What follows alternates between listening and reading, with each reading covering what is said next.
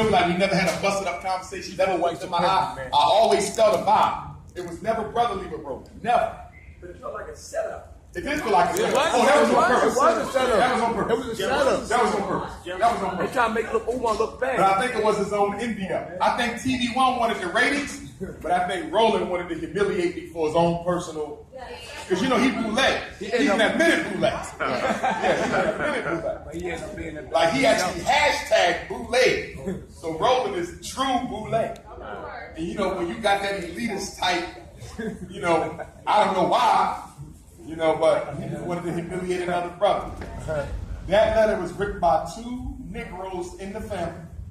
Terrence Bailey, some of y'all see him on Coonan on the social network. And an older Negro who's a descendant of Booker T and Frederick, because you know one of Frederick Douglass's children married, or grandchildren married, one of Booker T's. So there's a Frederick Booker T connect. This Negro claims to be from that, but he looks like he's a damn Mexican. He don't even look black. But be it as it may, those two Negroes wrote this letter, claimed that it was from my family never wrote it. And guess why they wrote the letter? They wrote the letter because they're trying to create a Frederick Douglass Institute, not a school, but a hustle. In other words, they want to get paid going around giving speeches on Frederick Douglass. So why do they have a problem with me? Because I don't go around getting paid. I've never got paid to do anything about Frederick Douglass, ever. So the problem with me is if somebody wants to know about Frederick Douglass, they're going to come to me first. And they see that as a block for their economic hustle.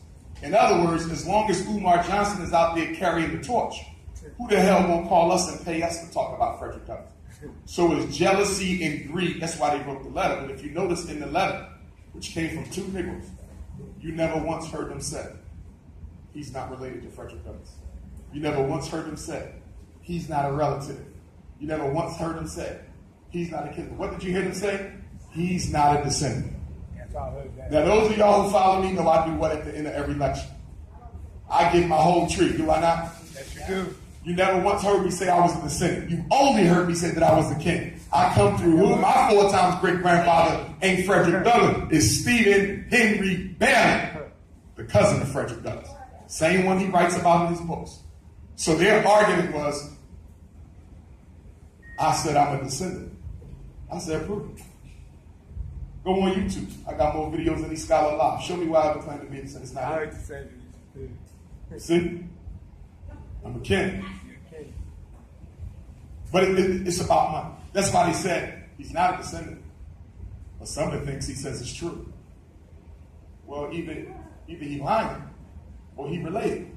It can't be both. Everybody knows the truth. But the sad thing about that whole Frederick Douglass piece is the Bailey family is a very large family. Isaac and Betsy Bailey had 12 children. Those children had 12 children. We got hundreds of thousands of relatives. You know what's so sad? Our family is very organized. Our last family reunion was right here in Baltimore. Our next family reunion, I believe, is also right here in Baltimore this coming summer. And not a single member of that family, not the president of the family, not the vice president, not the secretary, they get in all that by picking up the phone, calling them and say, listen, y'all know damn well who that man is. Cut the shit. But they're not going to do it. And do you know why they're not going to do it? Because there's a lot of people jealous that when people hear Frederick Douglass, they think of me first. Because they don't believe in what I believe in. They're not unapologetic. I'm just going to keep it real. They're not unapologetic. You know?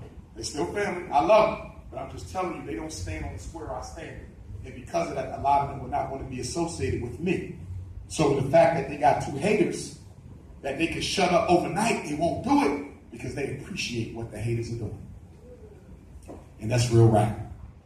So I don't think I'll be going to another family reunion ever again because of that, because I'm a little disgusted by the fact that all you Negroes see this crap that Terrence is doing, and not one of you will shut him down.